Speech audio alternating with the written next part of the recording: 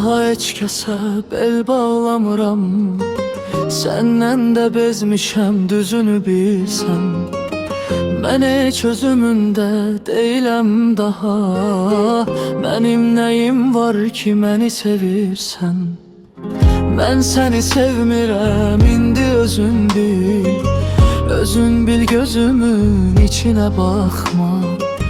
Ruhumda yanından ta keçən deyil. Yanından hər gəlib keçənə baxma.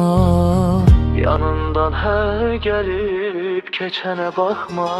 Neynirsən, necəyəm, nə cürəm indi? Keyfimi, halımı soruşan xanım. Dost tanış içində nüfuzdan salıb. Məndən orada burada danışan xanım. Mən çox pis adamam, mənə yaxşı bax. Bir də qarışdırma özgə ilə məni.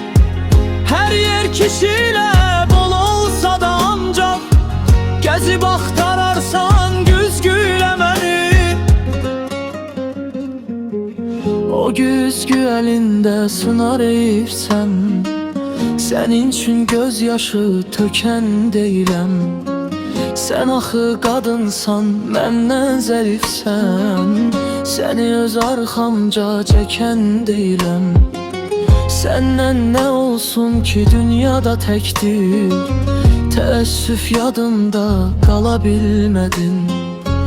Mənə qurban olan xanım gərəkdir. Sən mənim qurbanım ola bilmədin. Neynirsən, necəyəm, nə cürəm indi? Keyfimi, halımı soruşan xanım. Dost tanış içində nüfuzdan salıb. Məndən orada burada danışan xanım. Mən çox pis adamam, mənə yaxşı bax.